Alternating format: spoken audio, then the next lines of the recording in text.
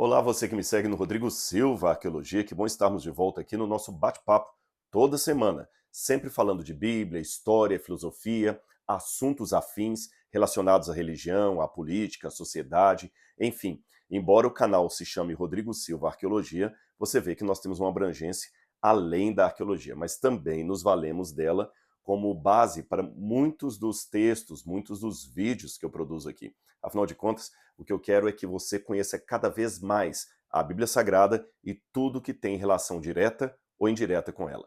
E se você não é inscrito no canal, está aqui o nosso convite. Se inscreva, ative o sininho de notificações, assim você vai ser sempre informado quando eu colocar um vídeo novo aqui. Mande também para a gente os seus comentários. Eu vou procurar agora, estou fazendo um esforço para responder alguns comentários ali, para interagir mais com vocês, tá bem?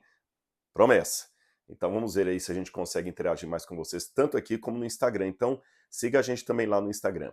Eu estou aos pouquinhos arrumando o escritório, não está tudo pronto não, ainda tem que arrumar aquela parede dali, tem que pintar, tem que terminar a parte do gesso, mas já estou muito animado, está ficando muito bonito isso aqui, e eu espero que vocês gostem, porque é aqui que nós vamos gravar os nossos vídeos. Uma parte dos livros já está ali, uma outra parte nem coube aqui, eu vou ter que colocar num outro cômodo da casa, tá bem? Mas hoje eu queria falar com vocês um pouco sobre quanto custava a produção de um único livro na época do Novo Testamento. Muitas pessoas leem a Bíblia e às vezes não têm a noção de qual foi o preço que os apóstolos, que os escritores do Novo Testamento e também do Antigo, por que não, pagaram para que esse livro maravilhoso chegasse até nós. Então resolvi registrar isso aqui para vocês, tá bom? Colocando, é claro, um desafio inicial. Não foi Paulo que escreveu a maior parte das epístolas que levam seu nome. Aí você fala, mas como não? Eu sempre soube que foi Paulo. Paulo. Bom, vamos com calma e você vai entender todo o processo. Vamos começar então pela primeira epístola de Paulo, vamos colocar assim de Paulo, que aparece aqui no Novo Testamento, a carta aos Romanos. A carta aos Romanos, ela está aqui no início, logo depois do livro de Atos dos Apóstolos, e quando a gente chega no final da carta de Romanos, você tem essa anotação aqui, que alguns já perceberam, outros não. Romanos capítulo 16, versículo 22. Diz assim: Eu, Tércio, que escrevi essa carta, mando saudações no Senhor. Espera aí. Eu, Tércio, que escrevi essa carta, quem seria esse Tércio? Não foi então Paulo que escreveu Romanos? A resposta é claro, não, não foi Paulo que escreveu Romanos. Mas calma, ainda assim eu digo que Romanos foi de autoria do apóstolo Paulo. É porque, de acordo com muitos estudos do passado, sobre como os livros, as cartas, os tratados eram redigidos, os discursos, normalmente para essa tarefa de escrever o texto, usava-se um secretário, um copista, um amanuense, como eles diziam, alguém que redigia à mão o que o outro escrevia. Então, no tempo do apóstolo Paulo, nos tempos de Roma, não era necessariamente um sinônimo perfeito a palavra autor e escritor. Hoje, nós temos o ghostwriter, que é um escritor anônimo que escreve e coloca o nome, às vezes, de alguém famoso. Existe isso em algumas editoras, mas não é disso que eu estou falando. O secretário, na época de Paulo, na época do pessoal que viveu no tempo romano, era alguém que facilitava a produção de um texto. Eu vou explicar para você. O famoso Cícero, por exemplo, quando ele estava produzindo um discurso, uma peça jurídica ou uma carta para alguém, ele usava secretários. E há até uma das anotações em que ele fala assim: você vê que eu sou um homem ocupado pela caligrafia do meu secretário, quer dizer, tinha que escrever de maneira rápida. Uma outra coisa que ajudava, ou que obrigava as pessoas a terem secretários, era o preço, o custo de se escrever um livro, porque o material era muito caro, tá certo? O papel era muito caro. Eu vou falar daqui a pouquinho para você sobre o preço do papel. Então, nada mais justo do que você trazer alguém que tenha o equipamento e possa escrever para você. Na verdade, eu já vou falar isso desde agora. Eu tenho aqui, por exemplo, um pedaço de... Só um minutinho que eu anotei os preços aqui e o meu computador está cismando de mandar a mensagem do antivírus aqui, está ocupando a página. Eu tenho aqui um pedaço de uma folha de papiro que eu trouxe do Egito, tá bom? Uma folha de papiro menor do que um papel sulfite. Isso aqui era produzido no Egito, era muito caro. Era feito a partir de uma planta que os gregos chamavam de biblos, nós chamamos de papyrus, como se diz em latim, e da palavra papyrus era o nome tanto da planta como do papel que se originou dessa planta. E era muito caro o papiro. Eu tenho aqui até como ele era entrelaçado, está em algum ponto aqui, vou mostrar para vocês. Eles geralmente pegavam a planta, faziam como se fosse uma trama e uma mordidura, eu tenho aqui o formato e vocês vão ver, olha. Pegavam, colocavam uma parte assim, depois deixava isso prensado por dias até que virasse um papel desse jeito. E se você olhar o papel, ele tem realmente, olha, a trama e a urdidura aqui, ó. Se colocar contra a luz, fica mais nítido ainda, que não vai dar para vocês verem as duas formas, o desenho, a costura como o papel era feito. Mas isso aqui era muito caro. Só para você ter uma noção, na época de Paulo, hein? Uma folha de papiro com tamanho suficiente para você escrever o livro de Romanos, eu anotei aqui, custaria 5 denários e 44 centavos. 5,44 denários. Esse é o cálculo que foi feito por um autor chamado Randolph Richards, que escreveu um livro sobre Paulo e a escrita de cartas no primeiro século. Então ele fez um trabalho muito bem feito na academia. Só uma folha de papiro, então, 5 denários e 44 centavos. Um copista, para produzir aquilo ali, ele cobraria, na época de Paulo, 2 denários e 44. Então, Paulo gastaria, só para produzir o livro de Romanos, 7 denários e 89 centavos. Normalmente, naquela época, você produzia 2 cópias do texto, ou um texto e uma cópia, digamos assim, um original e uma cópia. Você ficava com um texto e levava a outra cópia dele, você mandava para os lugares. Era uma forma de você garantir a idoneidade do texto. Se alguém amanhã falsificasse aquela carta e tudo mais, havia junto ao remetente uma cópia. Paulo chegou a falar, né? Ainda que alguém apresente para vocês algum argumento ou alguma epístola supostamente escrita por nós, se não for de acordo com o que dizemos, considere anátema. E como é que alguém podia falar, realmente foi Paulo que escreveu isso aqui? Havia 2 maneiras. A assinatura, que geralmente era de quem encomendou a carta, mesmo que a caligrafia fosse de outro, porque, como eu falei, escritor e autor não eram sinônimos perfeitos. Eu sou o autor, mas quem escrevia era o secretário. Então você autenticava a carta de 2 maneiras. Ou 3, na verdade 3. Você assinava a sua assinatura. Número 2, o selo de impressão que se colocava na carta.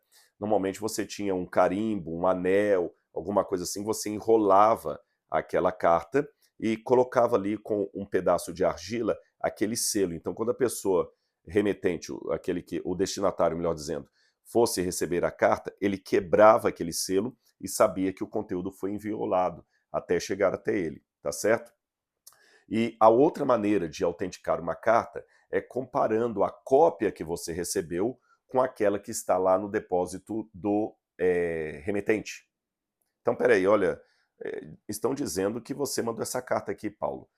Se Paulo já houvesse morrido, alguém de confiança dele, da família, um outro secretário, pôde olhar ali no arquivo as cartas que tinha para fazer uma comparação. Então, nesse aspecto, se ficava o preço do papiro, mais o trabalho do escrivão, 7 denários e 89 centavos, quase 8 denários, isso você tinha que dobrar, porque o escrivão fazia a cópia 2 vezes, tá certo? E você também tinha que mandar um e ficar com o outro, então era o dobro de papiro. Então Paulo gastaria, de acordo com os cálculos de Richards, cerca de quase 21 denários para produzir a carta aos romanos. Quase 21 denários. Agora, qual seria esse valor hoje? Olha, o Richards faz alguns cálculos ali, ele calcula que seria algo em torno de 2.000 e tantos dólares. Só que esses cálculos, como o próprio autor admite, eles são difíceis de serem precisos porque você tem que colocar aí inflação. poder de compra. Por exemplo, $100 hoje não significam $100 em 1920, tá certo? 25 centavos de dólar hoje não são 25 centavos de dólar em 1950. Mesmo que os Estados Unidos não tenham toda a questão de inflação de outros países emergentes, como é o caso do Brasil e tudo mais, mesmo assim o dinheiro desvaloriza. Então você tem que saber qual é o papel, o valor de compra, a cotação, uma série de coisas. É quase impossível fazer essa conta. E eu acho que tem até uma certa chutologia nisso aí, sabe? Existe um alto grau especulativo. Então eu prefiro fazer a conta diferente. Ao invés de responder quanto daria para comprar hoje com 20 denários, eu prefiro voltar ao passado e imaginar o que significava o montante de 21 denários na época de Paulo. Aí me chama a atenção que quando eu vou aqui, eu vou até mostrar o denário para vocês, eu tenho aqui, eu separei, olha, isso aqui é um denário e eu vou fazer um trocadilho para vocês, tá bom? Esse denário aqui, ele é ao mesmo tempo original e falso. Como assim que ele é original e falso, Rodrigo? Eu vou explicar para você. O denário era uma moeda romana, quase equivalente à dracma dos gregos, a dracma, e ele, geralmente, você tinha o denário de bronze e tinha o denário de prata. Eu estou falando aqui do denário de prata, 21 denários de prata. E esse aqui é original, porque ele é dos tempos bíblicos, ele tem 2000 anos. Mas em que sentido que ele é falso?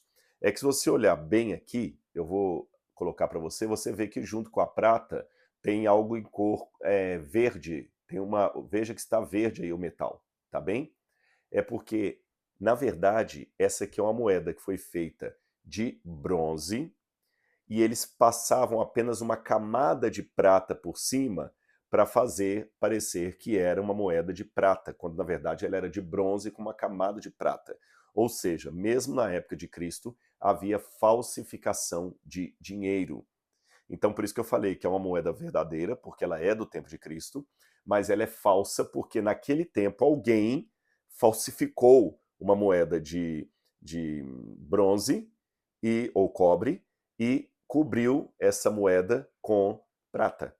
Então eles tinham várias maneiras de verificar se a moeda era verdadeira. Uma delas é morder. Você já viu em desenho animado, algum filme até americano, que o sujeito recebe uma moeda e dá uma mordida? Porque na mordida você pode ver se ela realmente ela é toda de prata ou se ela tem um outro metal por baixo. A outra forma de verificar se o dinheiro era verdadeiro era pelo seu peso. Então eu tenho aqui uma moeda falsa e verdadeira ao mesmo tempo e tenho aqui uma réplica, tá bom? Um denário. Aí a pergunta que eu faço é quanto você compraria com um denário? Aí no Evangelho de Mateus, capítulo 20, versículo 2, eu tenho essa informação de Jesus aqui. Jesus conta uma parábola dos trabalhadores na vinha, e Jesus fala assim, eu vou ler desde o verso 1. Porque o reino dos céus é semelhante a um homem, dono de terras, que saiu de madrugada para contratar trabalhadores para a sua vinha. E tendo combinado com os trabalhadores o pagamento de 1 denário por dia, mandou-os para a vinha. 1 denário por dia. Então, já tem essa informação aqui, que 1 denário, a palavra dinheiro que nós usamos em português hoje, vem da palavra latina denário, que em italiano eles falam denaro em italiano, denarius em latim, dinheiro em português. Valia uma moeda dessa. Então, com uma moeda dessa, eu conseguia contratar um trabalhador braçal para um dia de trabalho na minha vinha. E este era quase o montante, o salário mínimo, digamos assim, da época. É um anacronismo salário mínimo, mas vocês entenderam. Era a média que se pagava, 1 denário por dia. Que uma moeda dessa realmente valia muito, eu posso ver em outros episódios. Por exemplo, quando o samaritano que salvou o homem dos bandidos, levou o homem até a hospedaria, diz que ele entregou ao hospedeiro 2 denários e falou com o dono da estalagem, cuida dele, se alguma coisa você gastar a mais, eu te indenizarei quando voltar. Ora, para você deixar um homem ferido no hotel e falar o seguinte, olha, cuida dele, o que ele precisar e você paga, para pagar a hospedagem, mais o tratamento médico, aquele homem ficar recuperado e ir embora, é porque 2 denários valiam muita coisa. Você tem também uma outra parábola de Jesus de uma mulher que tinha 10 moedas de prata, 10 denários, ou 10 dracmas, que o denário e a dracma valia praticamente a mesma coisa, e ela perdeu uma única moeda, varreu a casa desesperada até encontrar essa moeda. Então você vê que uma moeda dessa tinha muito valor. Agora raciocine comigo.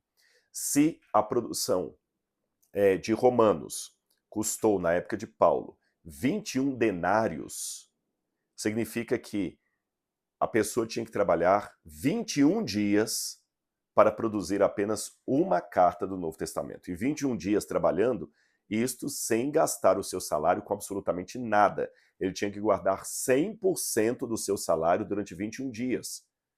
Imagine você aqui no Brasil, que nós ganhamos por mês, você pegar 21, 30 avos do seu salário, não gastar nem um tostão, para com esse montante, mais de 2/3, você conseguir comprar um livro, ou melhor, uma carta, como a carta de Romanos, tá bom? Que tem ali 979 linhas no original grego. Então era muito cara a produção de um livro. Eu tenho até uma cópia aqui de um manuscrito, como ele era produzido. Eles escreviam com letras gregas. Eu tenho aqui uma cópia, por exemplo, do texto de Lucas, do Codex Vaticano, tá bom? Eu acho que ele vai aparecer para vocês aí espelhado, né?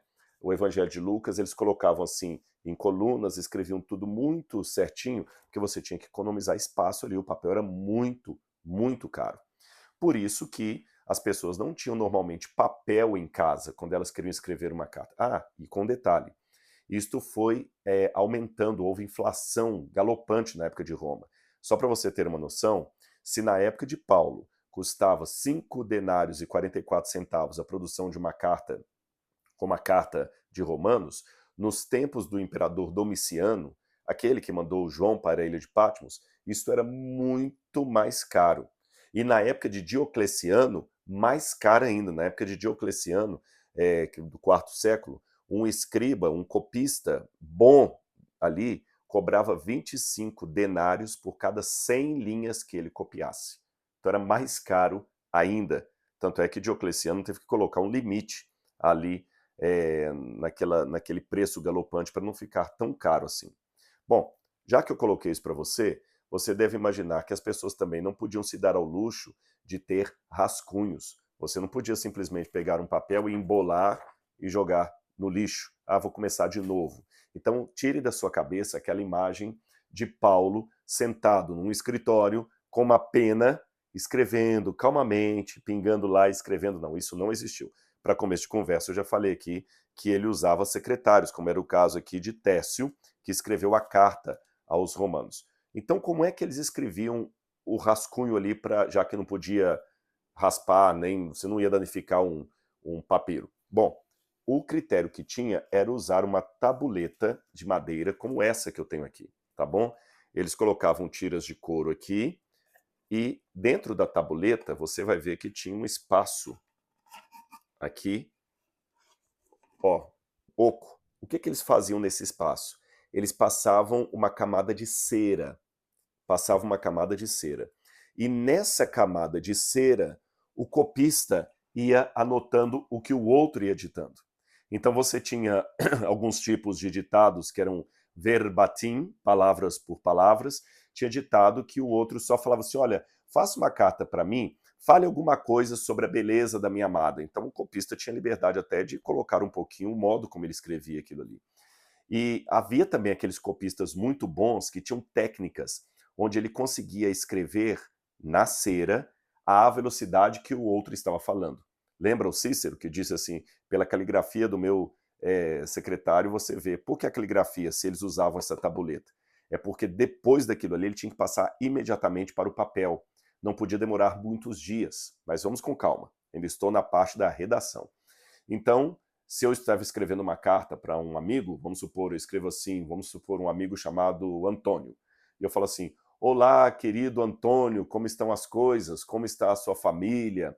Como estão seus filhos? Como está o trabalho e tudo mais? Então eu ia falando e o copista ia usando uma técnica que a gente chama de taquigrafia. O que é a taquigrafia? Você consegue, com um símbolo, resumir uma palavra. Com um sinal gráfico, você reduz quase uma letra, uma sílaba, uma frase inteira. Então, com essa técnica de redação por taquigrafia, ou seja, o copista não escrevia aqui com as palavras exatas, senão demoraria muito. ele ia escrevendo com sinais, que só um escriba conseguia ler.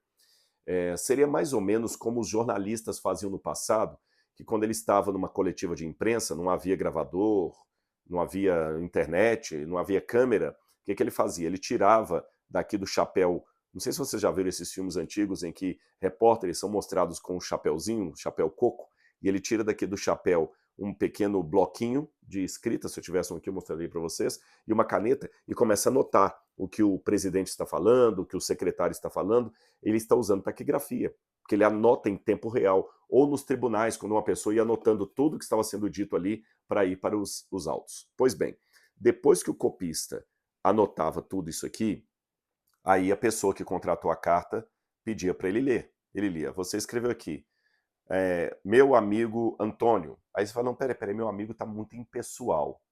Não, eu quero tratá-lo um pouco mais, com um pouco mais de formalidade. Tem muito tempo que nós não nos vemos. Coloca assim, prezado Antônio.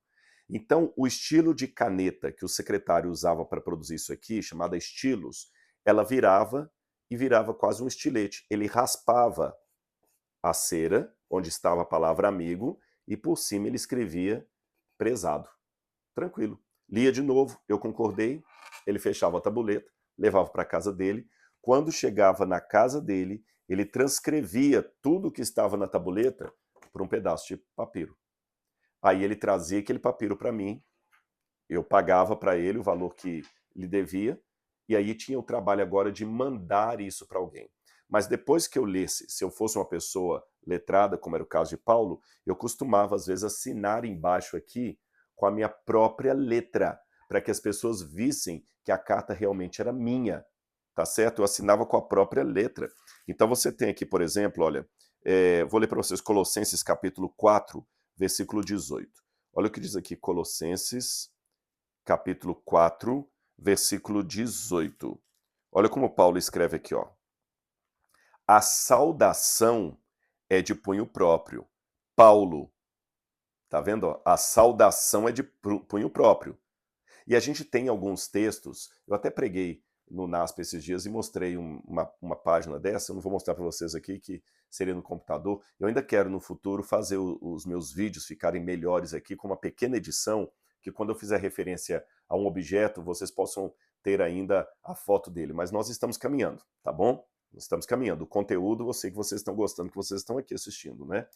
Então, nesses manuscritos que eu mostrei quando eu preguei aqui no NASP, você tem um manuscrito grego antigo e você tem duas, às vezes três tipos de letras diferentes. Mesmo quem não sabe ler grego, percebe que a caligrafia do começo é diferente da caligrafia que está embaixo. Porque a pessoa, às vezes, contratava o escriba. Por que ele mesmo não escrevia na casa dele? Bom, é como uma pessoa que entende de mecânico, mas quando o carro dá problema, ele tem que levar na oficina, porque ele entende de mecânica.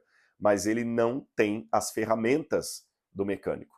Então, mesmo entendendo de mecânica, ele leva o carro à concessionária, à mecânica, para resolver o problema lá, porque não tem nem instrumentos para tirar aquele motor, para desfazer aquela roda. Eu tenho amigos assim que entendem tanto de mecânica que o sujeito lá da oficina não vai enganá-lo, mas ele não tem como fazer o serviço em casa. Então ninguém tinha em casa um estoque de papel, de caneta, de tinta, que também era caro. Então você tinha que contratar alguém para produzir tudo isso, alguém que já viesse com equipamento. Então você vinha, a pessoa escrevia e você anotava apenas o finalzinho ali, como o Paulo falou, a saudação é de punho próprio. Tem até uma parte aqui também em Gálatas, que Paulo fala com os Gálatas o seguinte: veja com que grandes letras eu escrevo a vocês. Gálatas capítulo 6, versículo 11. Paulo escreveu assim, ó, vejam com que letras grandes eu escrevi a vocês de próprio punho. Tem uma carta, inclusive, um líbilo da perseguição na época de Décio, que ele traz a carta escrito e tem assinado por um certo Hermas, e as letras são fininhas assim, mas quando o teu nome é Hermas, ela está escrita desse tamanho. Às vezes era uma forma de não deixar linhas órfãs, você escrevia grande ali, e depois tinha um comentário do Hermas embaixo. Então a assinatura nem sempre vinha no final, vinha ali, ó, a partir daqui, estou assinando que fui eu que escrevi. Aí ele faz ali a saudação final. Não foi só Paulo, não. Se você olhar 1 Coríntios capítulo 5, versículo 12, 1 Coríntios capítulo 5, versículo 12, você vai ver um outro personagem, 1 Coríntios não, 1 Pedro 5, versículo 12, você vai ver uma outra citação também de outro autor do Novo Testamento, agora Pedro, 1 Pedro, que também usou um secretário. 1 Pedro 5, verso 12 diz assim: por meio de Silvano, que considero um irmão fiel, escrevo para vocês de forma resumida, exortando e testemunhando que esta é a genuína graça de Deus. Continuem firmes nessa graça. Então, a carta de Pedro, 1 Pedro, também foi escrita por Silvano. Bom, você vê que custou muito a produção dos livros da Bíblia Sagrada. Mas não foi só esse custo financeiro, não. Houve um outro custo maior. Para que a Bíblia chegasse até nós, muitas pessoas tiveram que pagar com a própria vida, porque a Bíblia foi o livro mais perseguido, destruído e proibido de toda a história da humanidade. Nenhum outro livro jamais produzido por seres humanos teve tantos senões, tanta violência, tanta proibição, tanta perseguição, tanta tentativa de destruição, e mesmo assim, é o livro mais bem preservado do mundo em termos de cópias manuscritas. Só para você ter uma noção, de todos os clássicos da humanidade, o que tem a maior quantidade de cópias é a Ilíada de Homero, que tem umas 1.600 cópias aproximadamente. Alguns falam de 2.000 cópias, mas oficialmente eu sei que são 1.600. Os outros, você tem 5 cópias, 2 cópias, como as Guerras Gaulesas, como a Ética Nicômaco de Aristóteles. Você tem 2 cópias gregas, 3 cópias. Só do Novo Testamento, nós temos mais de 5.800 cópias. Curioso, o livro que foi mais destruído foi o que mais bem preservado, o que foi mais bem preservado. Olha que paradoxo da história.